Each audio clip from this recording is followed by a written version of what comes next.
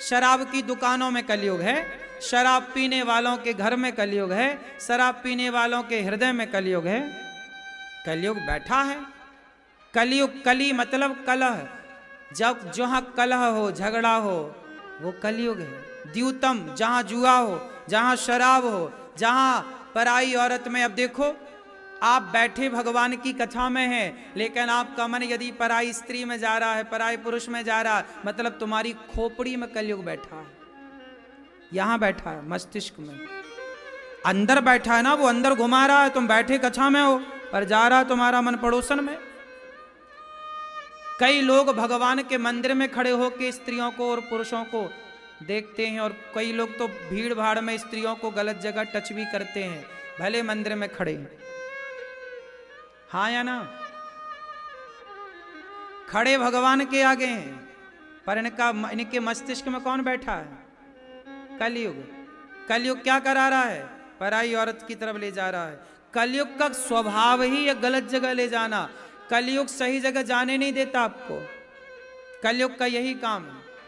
इसलिए कहता हूं, कलयुग से दूर रहो। कलयुग से दूर मतलब ये तो युग चल रहा है नहीं, जैसे एसी की हवा में एसी चलाकर गर्मी से बचा जा सकता है, ऐसे कथा कीर्तन की छाया में रहकर अपने आप को कलयुग से बचाया जा सकता है।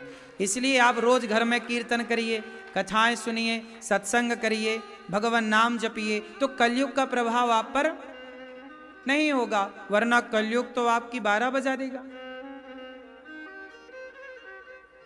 शराब, आप शराब पीते हो? थोड़ी सी, कभी कभी आप पी लेते हो, कभी कभी पी लेते हो। कितनी पीते हो रोज? हाँ, नहीं ये भैया भाई साहब, रोज पीते हो? कभी कभी रोज पीते हो? अभी भी पिए हो क्या?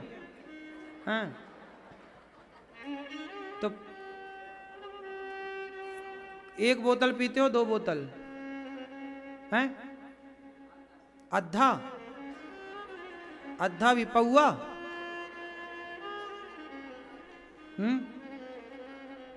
काहे पीते हो शराब? फायदा है?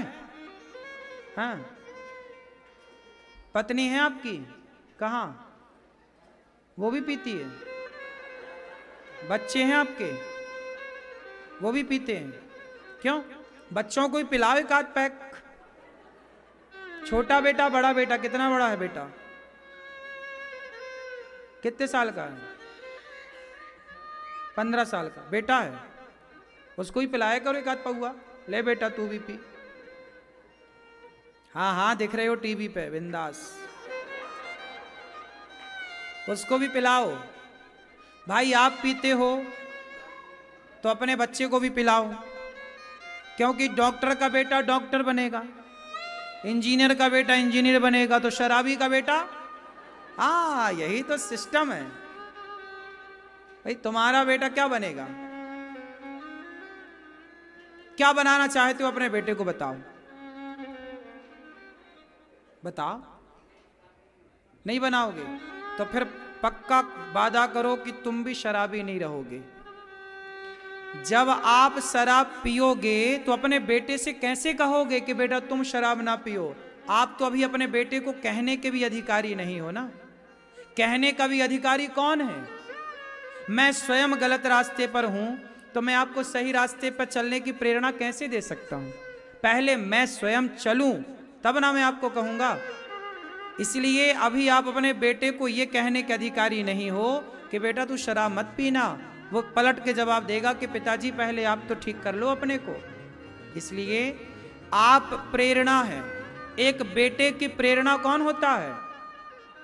बाप। एक बेटे की प्रेरणा बाप होता है, एक शिष्य की प्रेरणा गुरु होता है।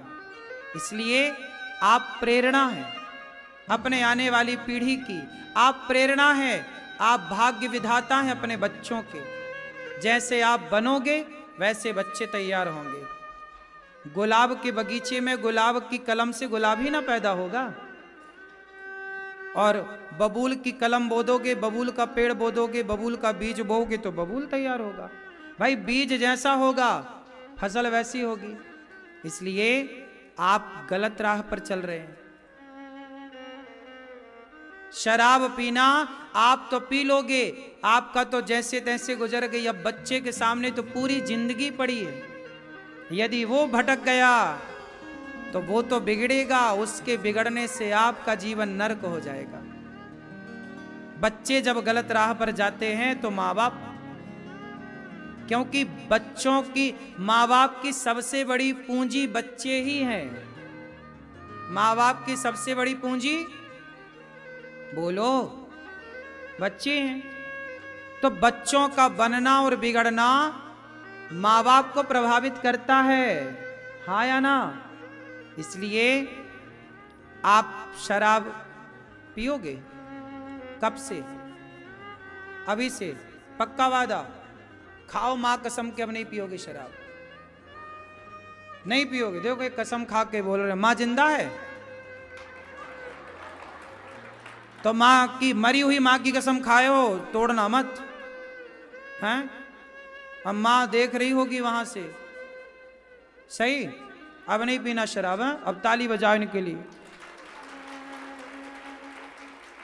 अब ये सुधर गए। देखो सत्संग में इतनी ताकत है, 5 मिनट के अंदर आदमी सुधर गया। ये है सत्संग का प्रभाव। संगत अच्छी मिल जाए। मंथरा की संगत मिली 5 मिनट की, मंथरा ने भी 5 मिनट ही लगाए और कैकेयी को 5 मिनट में घुमा दिया। संगति बुरी मिल जाए तो मंथरा की संगति कैकेयी का नाश कर देती है, और कृष्ण की संगति अर्जुन का उत्थान कर देती है। संगति बड़ी चीज है। इसलिए कहता हूं संगति अच्छी हो। संगत से गुण आत हैं, संगत से गुण जाएं, लोहा जड़ा जहाज में पानी में उतराए। तो संगति अच्छी करिएगा, ठीक है। चलो, आप पीते हो शराब? हैं? कभी कभी। फिर कब कब पीते हो? सोमवार मंगलवार कि गुरुवार शुक्रवार? हैं? कभी कभी। पिछली बार कब पिए थे? 2010 में? हैं? 1 हफ्ता हो गए। अब कब पियोगे? छोड़ दोगे? कब? अब नहीं पीना। शराब पीना, जहां शराब होगी वहां कलयुग होगा, और जहां कलयुग होगा वहां नाश होगा। याद क्यों नहीं करते तुम? छोटी सी बात। द्यूतम जुआ कलयुग का ठिकाना, पानम शराब कलयुग का ठिकाना, स्त्रियां पराई औरत पराए पुरुष के चक्कर में। आप लोग पराई औरत के चक्कर में तो नहीं हो? हैं? सही। और पराए पुरुष के चक्कर में कोई तुम्हारा चक्कर वक्कर तो नहीं चल रहा कहीं? रावण का मन भटक गया पराई औरत में, देख लो परिणाम। दुर्योधन का मन भटक गया पराई औरत में, देख लो परिणाम। इसलिए पराई औरत से बच के रहना। जिन जिन का मन भटका उनका सत्यानाश हो गया, हाँ या ना। इसलिए पराई औरत से बच के रहना। मन बिल्कुल कंट्रोल में रखना। यहाँ माना भटक, मन को इतना कंट्रोल तो रखे। मन कहाँ चला? थोड़ा तो बांधो अपने मन को, थोड़ा तो कंट्रोल करो। ऐसा कैसा मन तुम्हारा के खुले सांड की तरह घूम रहा है? थोड़ा तो बंधन में रखो। क्यों? आपका तो चक्कर वक्कर नहीं किसी से, सही। बच के रहना। द्यूतम, जहां जुआ वहां कलयुग, जहां शराब वहां कलयुग, जहां पराई स्त्री पराई पुरुष में मन गया कलयुग वहीं ले जाता। यदि कलयुग यहां बैठा है, तुम्हारा मन पराई औरत में जा रहा है। अब यहां जितने लोग बैठे हैं, आप सब अपने आप को नाप के देख लो मेरे पैरामीटर से। जितनी स्त्रियां हैं आप भी नाप लो। यदि तुम्हारा मन पराये पुरुष में जा रहा है, तुम्हारा मन पराये स्त्री में जा रहा है, मतलब तुम्हारी खोपड़ी में कलयुग बैठा है। कीर्तन ज्यादा करो, सत्संग ज्यादा करो, तब वो भागेगा कलयुग तुम्हारी खोपड़ी से निकल के, वरना तुम्हारा नाश करके रहेगा वो। आज नहीं तो कल, आज थोड़ा थोड़ा मन जा रहा है, एक दिन इतना ज्यादा जाएगा कि कई कई औरतें तो अपने छोटे छोटे बच्चों को छोड़कर, पति को छोड़कर, पराये मर्द को लेकर फरार हो जाती हैं। अभी हमारे पास कुछ दिन पहले 2-3 पुरुष आए रोते रोते, बोले महाराज जी हमारी पत्नी भाग गई। छोटे छोटे बच्चे हैं, अच्छा खासा पति कमा रहा था, लेकिन उसका पड़ोसी से ईलू ईलू हो गया। हाँ, और ईलू ईलू हुआ तो भाग गई। और ये चीजें ऐसी हैं कि वासना बहुत गंदी चीज है, ये फिर कोई कुछ नहीं देखती। ये ना बाप देखे, ना भैया देखे, ना गुरु देखे, ना कुछ देखे, ये तो बस फिर कोई लाज शर्म नहीं। चरित्रहीन स्त्री और चरित्रहीन पुरुष, इन्हें कोई लाज नहीं है, निर्लज्ज हो जाते हैं। लोग नहीं कहते बड़ा निर्लज्ज है, मतलब जिसकी लाज शर्म खत्म। आपका पराई स्त्री पराये पुरुष में मन लगेगा तो आपकी लाज शर्म खत्म हो जाएगी। आजकल के लोगों के अंदर, आजकल की कुछ स्त्रियों के अंदर लाज काहे नहीं है, क्योंकि लिवन में रह चुकी हैं। 17 जगह मुंह मारेंगी तो लाज कहां रहेगी। आजकल के पुरुष लिवन में रह चुके हैं, तो अब काहे की लाज शर्म, ये तो निर्लज्ज हो गए। बोलो हाँ, बोलो हाँ कि ना। तो समाज अब देखो निर्लज्जता की ओर जा रही है। इसलिए लाज, नारी का आभूषण क्या है? लज्जा। नारी का आभूषण क्या है? लज्जा। और लाज कब खत्म होती है? जब आदमी बिल्कुल चरित्रहीन हो जाता है। जिसके अंदर लाज है, नारी के अंदर, समझ लो ये चरित्रवान है। नारी को परखने की बात बोल रहा हूं। यदि नारी लज्जावान है मतलब ये चरित्रवान है, यदि इसके अंदर लज्जा नहीं है मतलब ये चरित्रहीन हो चुकी है। उसकी पहचान है।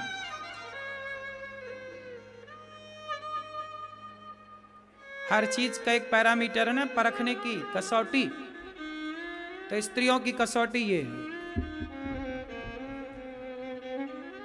पहले की स्त्रियां ज्यादा सिर ढक के रखना, घूंघट पे रहना, क्यों? ये दर्शाता था कि वो बहुत पवित्र थी, चरित्र की थी।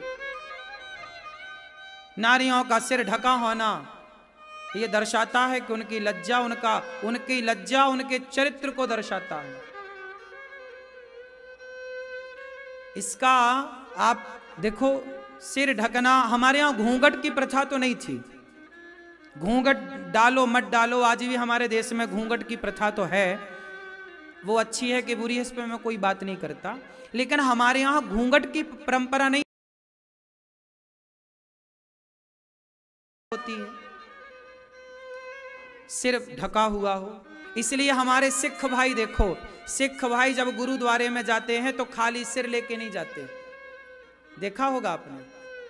सिख भाई गुरुद्वारे जाते हैं, सिख बहन जब हमारे सिख बहन जब गुरुद्वारे जाती हैं तो उन महिलाओं के सिर ढके होते हैं कि नहीं? बोलो। हमारे सिख भाइयों के माथे पर पगड़ी से उनका सिर ढका है कि नहीं? सिर ढकने की परंपरा केवल स्त्रियों की नहीं, पुरुषों की भी सिर ढकने की परंपरा रही है। आज भी पुरुषों को पुजारी जब मंदिर में पूजा करता है तो नियम है कर्मकांड का कि पुजारी का सिर ढक कर ही पुजारी पूजा करे। आपने देखी होगी बाजार में कि रामनामी मिलती है। क्या मिलती है? रामनामी, जिसमें राम राम, सीता राम, राधे श्याम लिखा रहता है। तो जब पूजा करो मंदिर में तो सिर ढक कर ही करना चाहिए पूजा, कपड़े से, मर्यादा है ये। सिर ढककर ही पुजारी जी को पूजा करनी चाहिए। अब लोगों को जानकारियां ना होने के कारण हर जगह अव्यवस्थाएं हैं, वरना सिर ढक के पूजा करने का विधान है। जब भी आप अपने घर में पूजा करो अपने गोपाल जी की, पति पत्नी, तो सिर ढक के ही करना चाहिए, ये मर्यादा है।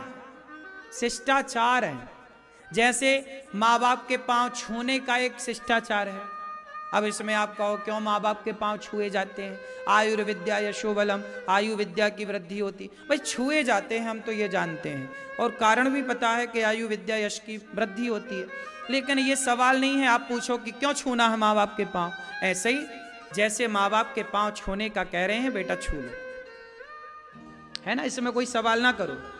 उसी तरह सिर ढकने का कहा। अब देखो हमारे भारत में पूरे भारत की टोपियां थीं। आज भी आप जाएंगे, ये भाई साहब टोपी लगाए हैं। ये टोपी जानते हो कहाँ की है? पूरब की, हिमाचल की, है ना। हिमाचल में ऐसी टोपियां लगाने की परंपरा है। महाराष्ट्र में ऐसी टोपी लगाने की परंपरा जैसे दादाजी लगाए हैं, ये महाराष्ट्र की टोपी है। राजस्थान में वो बांधने की परंपरा है, पगड़ी। नहीं, राजस्थान के मर्द पुरुष कैसे बांधते हैं? पगड़ी बांधते हैं ना। हाँ, परंपरा है। हमारे भारत के हर राज्य की, हर प्रांत की एक टोपी होगी। अब वो परंपरा भले लुप्त हो गई, लेकिन हमारे भारत की टोपी है कि नहीं? सबकी टोपी है। यहां तक कि मुसलमान भी जब अपने मस्जिद में जाता है तो खाली माथा लेके नहीं जाता, टोपी लगा के जाता है। क्यों? तुम लोग जानती नहीं हो कुछ। सब परंपराएं नष्ट हो गई तुम्हारी आधुनिकता के चक्कर में। मुसलमान भी टोपी पहन के नमाज करता है, खाली मस्तक उसे भी नमाज करने की परमिशन नहीं है। बोलो हाँ। फिर इसलिए सिर ढकना, चाहे स्त्री हो चाहे पुरुष, भगवान के द्वार पर जाओ तो खाली से, ये मर्यादा रही है। लेकिन अब इन मर्यादाओं का पालन, अब तो ना तो लड़कियां दुपट्टा डालने को तैयार हैं, हम तो दुपट्टा डालते हैं, लड़कियां दुपट्टा नहीं डाल रही हैं। अब जब दुपट्टा है ही नहीं तो सिर ढकने की कोई संभावना ही नहीं है। अब महिलाएं टी शर्ट और जीन्स पहन के घूम रही हैं, तो अब कैसे सिर ढकेंगी? चलो ठीक है, कम से कम दुपट्टा तो डाल लो।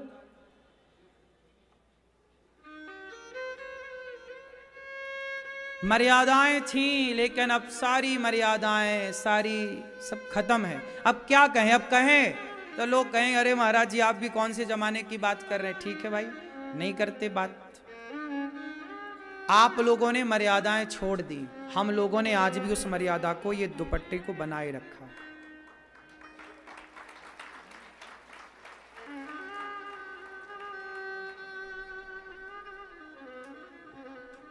क्यों मैया?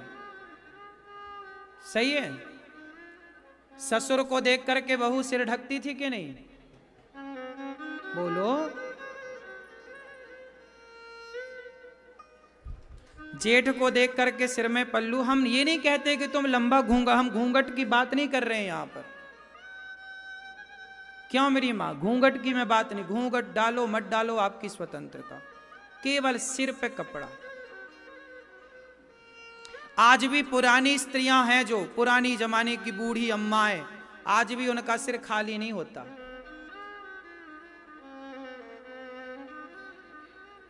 अच्छा, कपड़ा रखने की परंपरा के पीछे का अर्थ क्या है, विज्ञान क्या है, जरा बताओ मुझे। बोलो। साइंटिफिक कारण बताऊं, फिर उसका वैज्ञानिक कारण के बाद आध्यात्मिक कारण भी है। दोनों कारण है हमारे यहां, कोई भी ऐसा नहीं है जिसके दो रीजन ना हो। पहले मैं आपको बता दूं वैज्ञानिक कारण। ऐसा है, हमारे सिख भाई पगड़ी क्यों पहनते? इतनी गर्मी में भी इतना बड़ा पगड़ी पहनते हैं वो, इतना बड़ा क्यों? आपको पता है? हमारा सिर होता है गरम, दिमाग क्या होता है, और खाली सिर है, धूप पड़ेगी ना और गुस्सा आएगा और चिड़चिड़ापन बढ़ेगा। इसलिए पुराना किसान अपने सिर पर कपड़ा बांधकर खेत में काम करता था। देखा होगा पुराने किसानों को कि ये सिस्टम था। बूढ़ा आदमी पगड़ी वही कपड़ा लपेट लेता था सिर पे और वो खेत में दिन भर काम करता था। डायरेक्ट धूप नहीं पड़नी चाहिए सिर पर, क्योंकि सिर गर्म होता है। धूप डायरेक्ट पड़ेगी तो वो आपके मस्तिष्क को हानि पहुंचाएगा। आपका स्वभाव आजकल चिड़चिड़ापन क्यों है? ना पत्नी को भज रहा है, ना माँ को भज रहा है, बस अब देखो आओ ताव देखा ना कुछ सीधा, क्योंकि गर्म है दिमाग, भेजा गर्म चल रहा है। जबकि कपड़ा बांधने से क्या होता है? पसीना निकलता है, और पसीना निकलने से क्या होता है? सिर में वो पानी और धूप, तो वो ठंडा बना रहता है। वो दिमाग को क्या रखता है? पसीना, बोलो, ठंडा रखता है। तो दिमाग ठंडा रहता है, कंट्रोलिंग पावर ज्यादा होती है, आप अपने मस्तिष्क को कंट्रोल कर सकते हैं। ये देखो इतना बड़ा विज्ञान था, पुराने लोग जानते थे। और आध्यात्मिक कारण ये है कि हमारे सिर पर जो कपड़ा है वो कपड़ा कौन सा कपड़ा है? कहते हैं कि जो भगवान के मंदिर में भगवान का पूजा, जो भगवान का अंग वस्त्र होता था, जैसे भगवान ने जो कपड़ा पहना, फिर भगवान का दुपट्टा निकाला, तो भगवान की प्रसादी दुपट्टा, हमने भगवान के प्रसादी दुपट्टे को अपने माथे पर रख करके फिर भगवान की पूजा की। जो कपड़ा पूजा करते समय पुजारी जी मंदिर पर सिर पर रखते हैं, वो पुजारी जी कपड़ा जो रखते हैं वो भगवान का अंग वस्त्र होता है।